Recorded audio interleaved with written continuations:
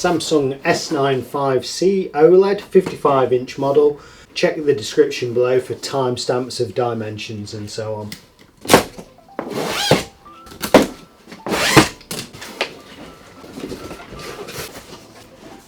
Top of the box, instruction book and remote pack, bits of the pedestal stand to the rear, and that'll be the oneconnect box holder. Instruction book and remote pack, plastic cover, quick setup guide, oh, part of the pedestal stand. And the box lifts straight off, it says.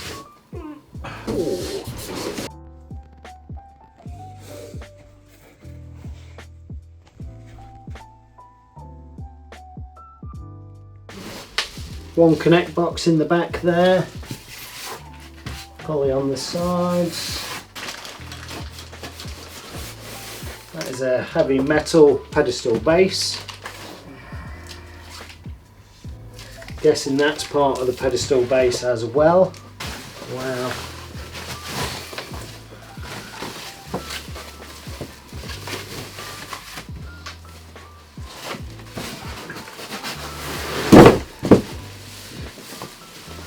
That is the TV itself, which looks pretty nice and sleek. I think it's thinner than a G3 OLED. And that is it from the side. It's maybe not even 20mm thick, but I'll find out the dimensions. And that is it from the back. Pretty good. Pretty impressive. Dope. Remote control and accessories pack. Jesus. Got two oneconnect leads there. That is the short one for if the TV is on its stand. Then we've got the longer one, which I think is 2 meters, I'll check. And that is for if it's wall mounted. So you can take the cable down, that'll be the only cable going to the TV, other end to the oneconnect box where all your devices plug into that separate oneconnect box. Bit of gumph and a page of instructions, full instructions online at samsung.com. And here, IEC mains lead, kettle lead, right angled connection to the oneconnect box, UK mains plug. And then in here, in the little baggie, self-adhesive guide for that oneconnect cable and a little plug to secure the oneconnect cable in place on the back of the TV. AAA batteries for the standard remote, 2 tiny screws there, not sure what they're for yet, but I'll find out from the quick setup guide. Standard remote and the 2023 smart remote.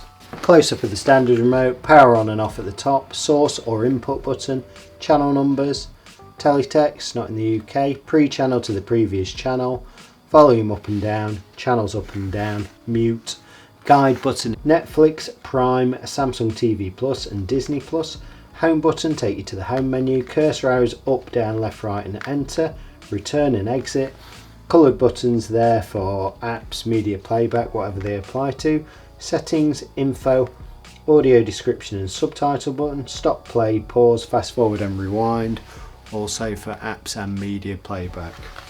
Flip it over, bit of pressure and push, AAA batteries into the back.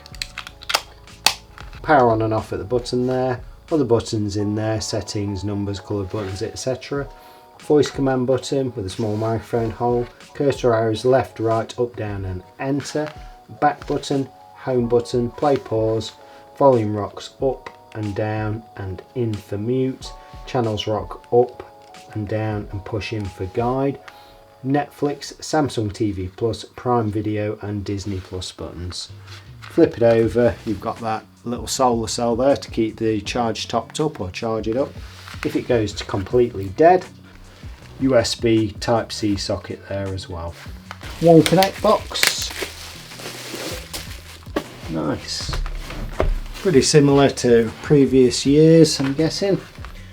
So, and looking at the connections on the back of it, we've got wired internet or LAN, digital optical audio out, twin sat and terrestrial aerial. Terrestrial aerial also has twin tuners, so you can watch one, record another, or record two at the same time. CI card slot reader, 2 USBs there rated at 0.5 amp, 4 HDMIs, and I'm pretty sure they're all 4K at 120 Hz. 3 is enhanced audio return channel, so HDMI back to your sound system. It'll do all the control from your TV for the volume and the sound feed itself from the TV to the sound system, soundbar or whatever.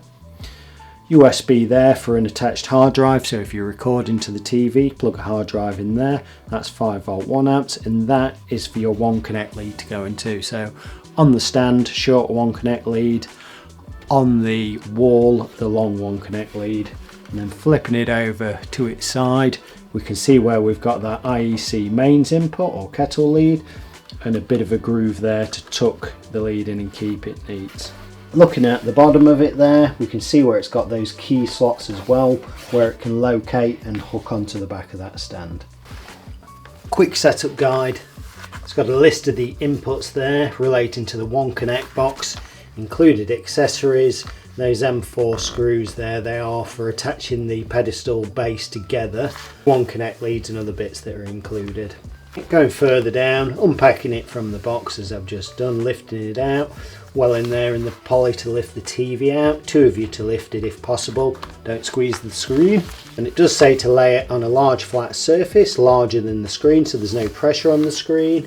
Then assembling that pedestal stand onto the back of the TV. That's assembling the base there, it's gone to the pedestal neck, and then attaching the base to the neck of the TV, flipping the TV back over. And at the top there, connecting that oneconnect lead to the TV for the oneconnect box, and showing you some more examples there of locating with those 2 small screws in the pack onto the back of the pedestal neck so you can hook the oneconnect box on.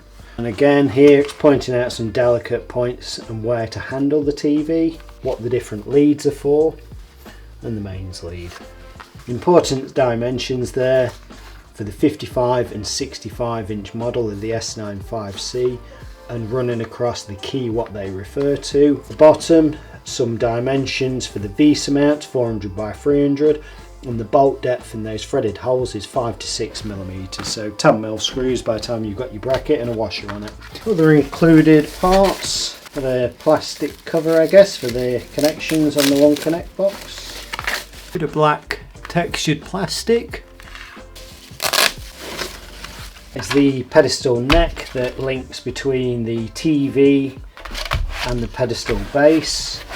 Also 2 M4 screw packs attached there, take those off. That is another part of the pedestal base.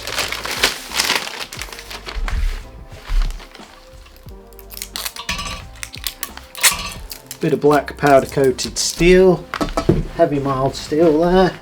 I'm not sure, but I think that's what the oneconnect goes onto as well. Bracket stand neck it's saying. So some through holes there and a couple of lugs to locate on. Hinged part there where it attaches to the other piece. And again there, that is the other part of the pedestal base. Heavy piece of powder coated mild steel again. And again rubber pads there to stop it marking surfaces. So I've laid this part down as per the instructions in that orientation, rubber pads facing up here. It says to flip this hinged part over. Then we've got these key slots there and there, same on this side. This plate here, it's got these pegs or lugs to locate into those key slots. So from behind, push it through and drop it down and in. It wants to go all the way down. Then it shows to flip this bit up there. And does that lock it in place? Yes it does, so that's clicked in, and I guess that keeps it together so it can't be pulled out. So we'll move on to the back of the TV and come back to this part. The TV is now laid on a large flat surface, bigger than the screen. I'm using the box with a bit of polythene bag on there that it came in, or polythene sheets. It's got those nice woofers on the back as well. Also VESA mount there, 400 by 300 for a standard VESA mount, or we've got the threaded portions there and there. slim fit wall mount, which I'm probably going to do another week. I was going to do tonight, but it's nearly 10 o'clock and I'm tired, so that'll be another week. Right, anyway, 4 threaded holes on the back of the TV, some key slots to locate this neck part into. And looking at this portion, they should be through holes, but I've got a bit of mesh in the way they are for some reason, and pretty sure we can just poke a screw through them. It's just a bit odd, maybe it helps retain them. Yeah, screw goes through. So anyway, that drops down into those slots and pulls down into place. We should see the threaded hole through there where I can drop 4 screws in. Quickly wind those in.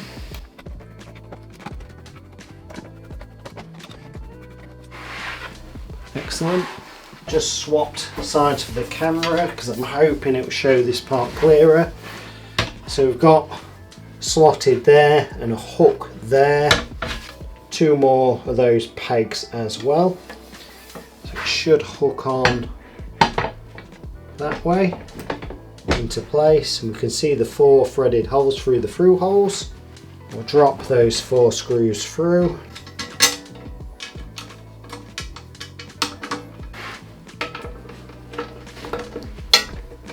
Quickly wind those in.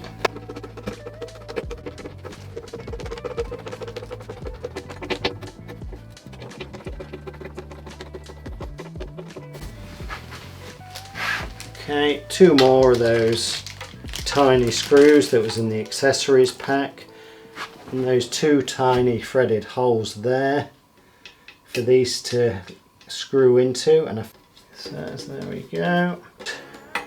Nip them up with a screwdriver. Key slots there, locate onto those 2 screws we've screwed in. It should just simply go over it and push down. Connections in from the TV. Got our OneConnect lead here and here. TV label pointing out into there at that end. Carefully. Can be a bit awkward to get in. That's it in. To release it, there's those 2 tabs to squeeze, so squeeze them and wiggle it out. Put it back in there. Okay, the other end of the OneConnect lead, straight into there. And a bit of a wiggle to get in. And again, push that down and wiggle it back out to release it. But in there we go. So we've got all our other connections will run into this box, Skybox, PlayStations, whatever in your aerial connections. Our power lead goes in underneath. Probably should have plugged that in first, it's a bit awkward, but into there. And again, there's a groove underneath that you can just push it into with your fingers. Cover on. Brill. Onto the dimensions. This is the 55-inch model. It is incredibly thin, thinner than the G3. I mean, not on the standing total, it is only 11mm thick, so that's less than half an inch, 0.4 of an inch, or 1.1 centimeters. That would look really nice on a wall. But anyway, width-wise, 55-inch model, 48 and an eighth of an inch, or 48 and a quarter of an inch actually, 122.5 centimeters. To the top of the TV from whatever it stood on, 77 centimeters or 30 and a quarter inches. To the bottom of the TV, 7 centimeters or 2 3/4 inches. Nice central pedestal base. Width for that is 36 centimeters. The depth from the back, including that OneConnect box on the back, to the front of the pedestal stand, 29 centimeters or 11.5 inches. Looking at the TV from the back, it is a 400 wide by 300 VESA mount, probably M8 bolts, 10mm length or whatever. From the bottom of the TV to the middle of that first VESA mount hole, I make it 241mm or 9.5 inches. So bottom of the TV to the centre of that VESA mount hole. Dimensions for the oneconnect box, including the cover on the end, because it's going to be on the end covering the cables coming out anyway.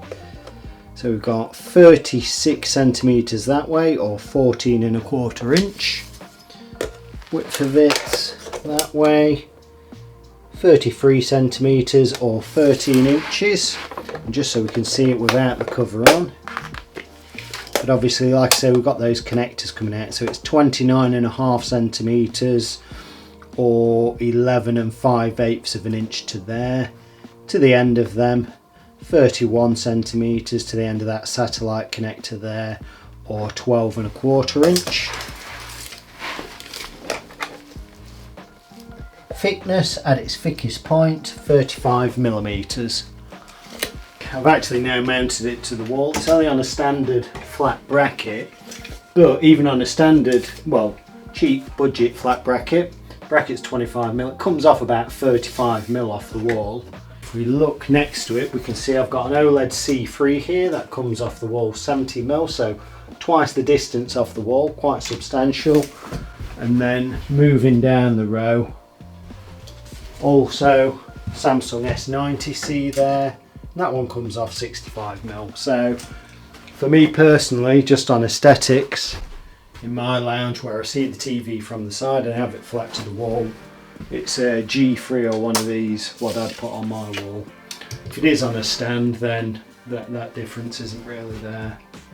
So anyway, moving on. Do the peely, get the screen protector off.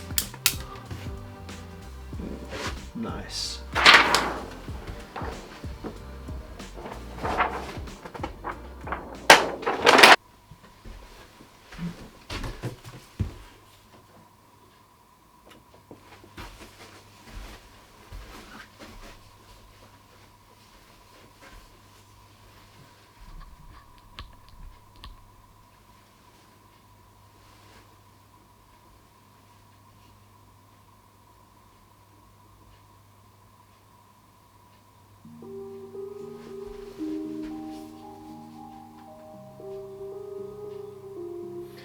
Okay, so press a button on the smart remote, start it pairing.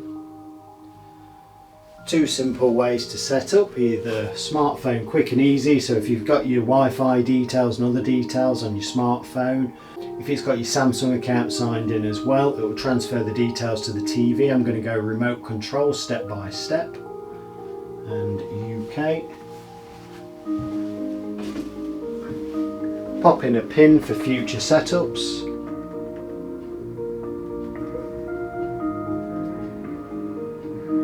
Okay, so I've got aerial connected and HDMI is a Sky Q box.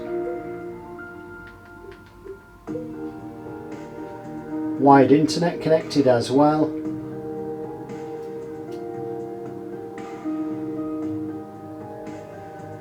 And OK. So there probably is a software update available. If there is, I'll pause the video and come back when it's complete.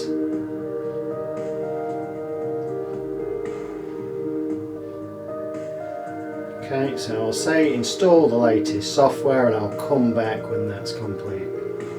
Let's hope it's quicker than 20 minutes because I want to go to bed. Software update is complete, but I've had to go back because I missed it and the TV was set up. And to get the retail demo, we need to select retail mode here, because once the TV is set up, you can't select retail mode without factory resetting the TV. Okay, so retail mode. And retail mode again.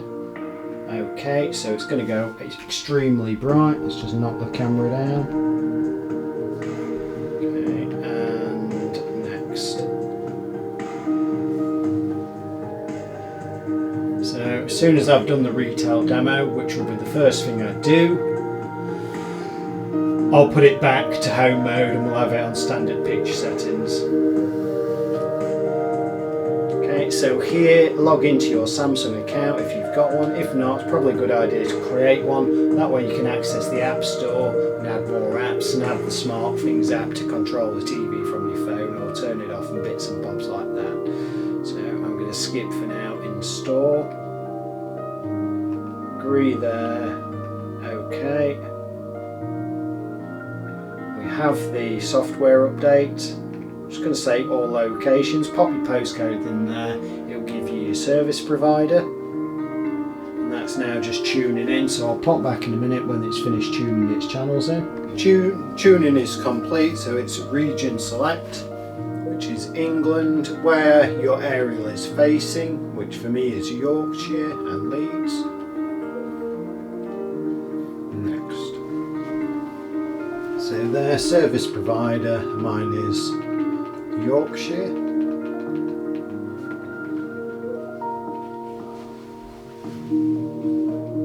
So here, if you signed into your Samsung account, you can set up voice control, which can be useful for YouTube and other apps like that, or browsing the web. You can use your voice to search. So log into your Samsung account and select your voice service. I usually just use Bixby at home, but I'll skip for now. And Prime there, quick way to link your apps. Scan the QR code with your phone and link your Prime account. So quick summary there on what you've got and what you can add there to the screen for quick access. So there it's saying about the adaptive picture and adaptive sound. It will analyse the content that you're feeding into the TV and optimise the picture and sound to give you the best possible outcome. Works alright on some content, not so well on others, so I'm going to say later.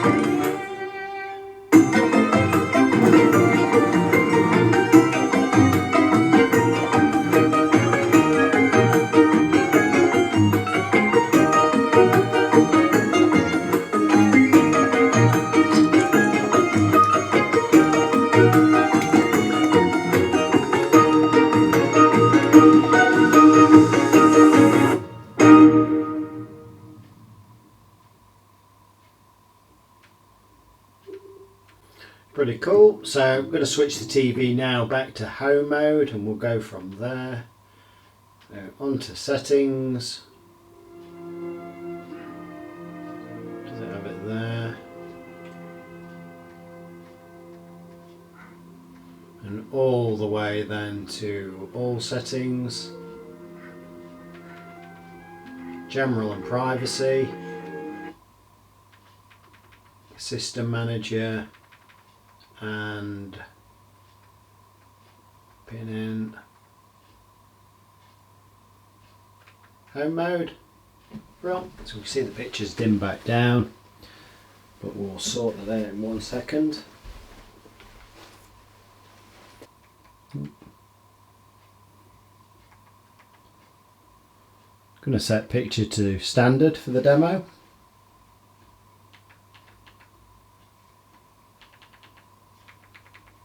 While we're on picture settings there, actually, I'll leave all that as is. Picture clarity settings, I'm going to say custom, and for this soap opera effect that we sometimes talk about, noise reduction I'm going to turn off, because that can give it unnatural movements. And we're good there. Then back from there, general and privacy, power and energy saving, brightness optimization I'm going to turn off as well, so it's not using the ambient light sensors to adjust the brightness. It will stay as it is on a sunny or dark room. Some people prefer to have that on, but it will change your picture settings. Auto power off I'm turning off, that's an inactivity standby, so if you don't press a button it will come up with a warning that the TV is going to switch off.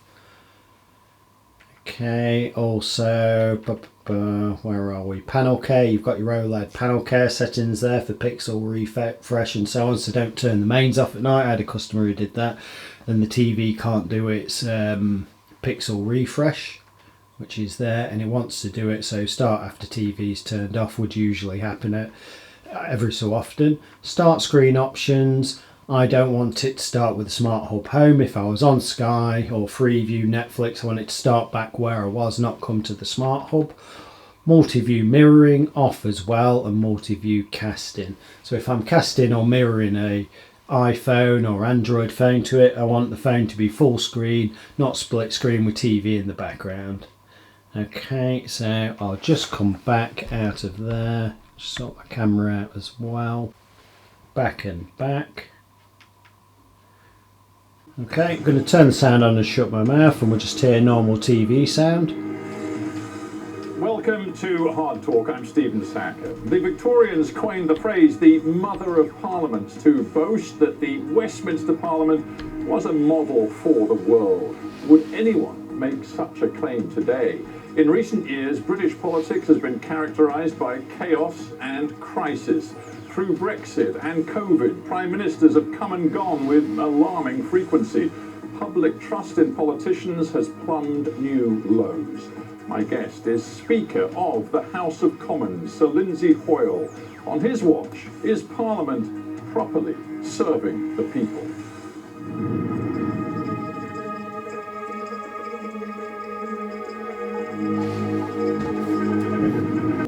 Okay, and that is now the same channel in SD from Freeview. We don't have it on Sky, so let me just go, so I have to go source and switch to Sky to get it in HD. Get rid of them. And we've seen that. Yeah, so same channel in HD. Yeah, they will see it again. They're elected representatives, but of course, once they win an election, they are, unless things go badly wrong, or unless Parliament is deeply divided, they're there for 5-year terms. And well, I've got to say, Steve. And again, source back to standard definition. Never quite lasted 5 years. That's a very fair point, and we'll get to the level of chaos in a moment. But just think to policy differences. Before we get to ideology, let's just think about personal behaviour. It is undeniable that in recent years, more and more politicians are behaving in ways, bullying, intimidation, sexual abuse, in ways which the public, frankly, find repellent. One last time, back to Sky. Are you so same channel again in HD. able to control your MPs? Well, let's be honest. Do we really think this is something that's just happened? Or do we think within history of Parliament there's been bullying, intimidation? What we have got, and quite rightly, Back to SD. we've signed off those recommendations. What it allowed us to do was set up a system where people could actually come forward with complaints and be supported. And that's why we know what the level was, and we know what the level is going forward. While I'm on Freeview, I'm going to have a quick look at the TV guide. In reporting, and that those were being investigated. Previously, there was no scheme, so we never knew about it. So we can see we've got that green vertical line on screen there. That's showing the current time. Shows us what's on now, going up and down the list. I can go across the list to see what's on later. So if I clicked on EFL Carabao Cup highlights, press enter. If I've got a hard drive plugged into that, I can schedule a recording, or I can schedule a viewing. So twin tuner on this, so you can record one channel, watch another, which is handy. And it will also ask you if you want to set sort of series link things for programs in the future. So you can go down, up and down with your cursor arrows one by one, or you can use the channel up and down button to page up and down the guide there. Pretty cool. So I'm just going to launch a bit of sports to the TV from my phone.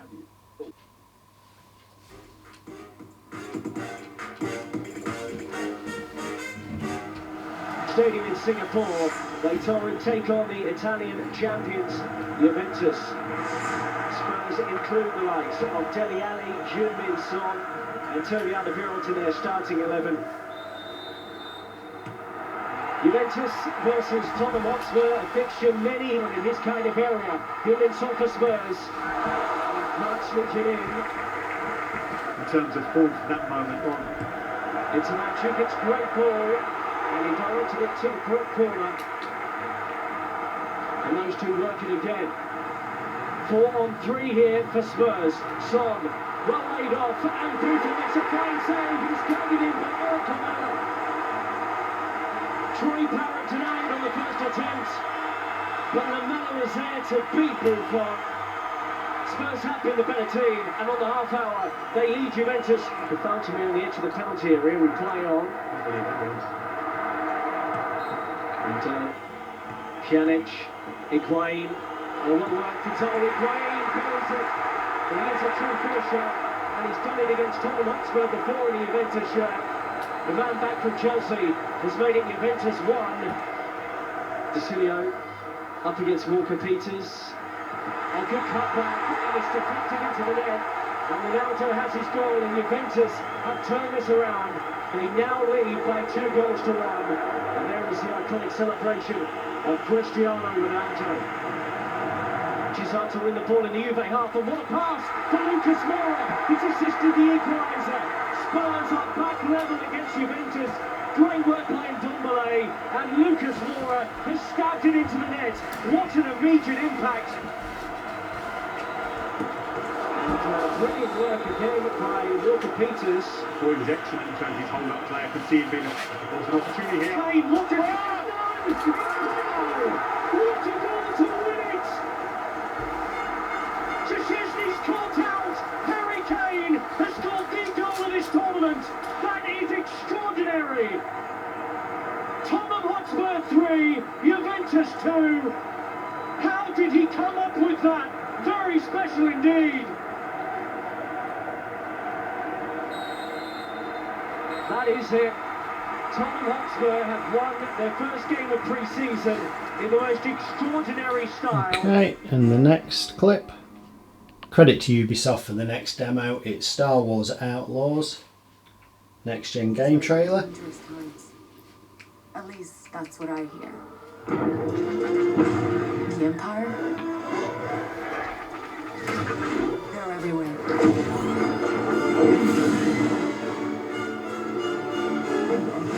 But the world here belongs to the syndicates.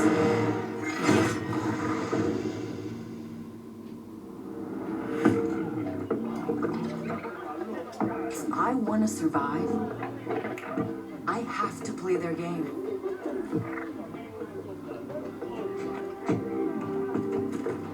Looks like I'm all in.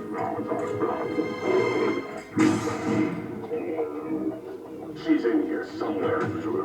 On second thought, I'm out.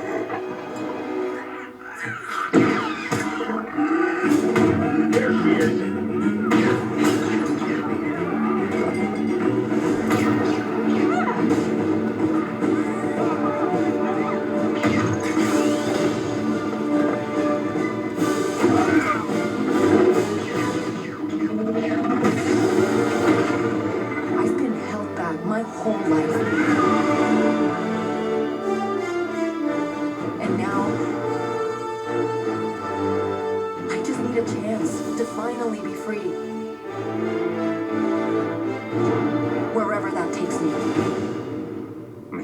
offer you a way out, okay?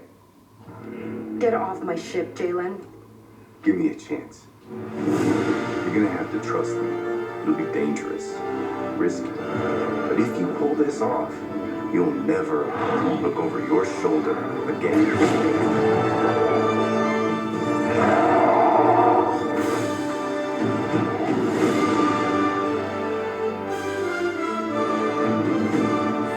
The underworld shows no mercy. But it's a big galaxy out there, and I'm gonna risk it all.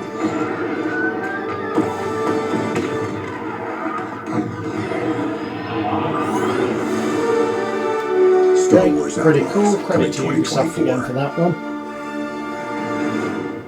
And quickly back to the home menu. So before I leave, quick look at this home menu. To the left there we've got media. You can also stream games from, I think it's Xbox games and all that stuff. You can stream to the TV, connect a pad to the TV and play your games without a console. Ambient mode there, you can have screensavers, all that stuff when it's on standby, telling you the weather, or you can make a collage of your own pictures. Search above it. Back down to media. So up there we've got apps, and we've got an advert there for Schitt's Creek. But sign into your Samsung account to access the App Store, or we've got my recent inputs, which was Sky, Samsung TV Plus next to that. So IPTV channels there, and there's quite a lot of them. So if you're bored, you can flick through loads of them from all over the world. Live TV from my terrestrial aerial, Netflix, Prime, iPlayer, Disney, ITVX, Apple TV. You can also mirror your iPads, iPhones and Macs.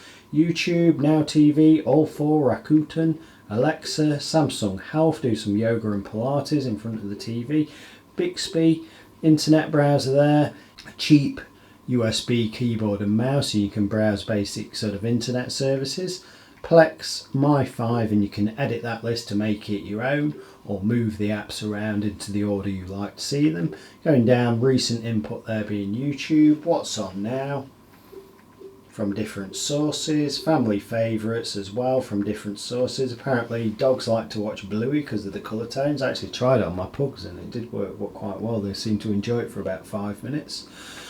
New and trending, also from different sources. Sponsored row, top series, top movies, Happy Halloween, Samsung TV Plus, Prime Video, and summaries from other sources. So all in all, pretty bang on TV. I'd have one of those on my wall. I've got a G2 at the moment and I'd be tempted by one of these just because it's so thin.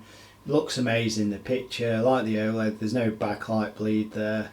Yeah, it's cracking. I don't know, I mean, difference between that and the S90 I can see is the sheer thickness of it. It's that thin in comparison, so flat to the wall it looks amazing. Also, it's said to be a bit brighter. Whether I'd notice that in my home environment, because like now it's midnight and by the time I get home I don't have the TV that bright because I'm sat in a dark room anyway, so I don't want it burning my eyes personally. But it depends on the content you're watching as well. So that is all for now. Good-ish.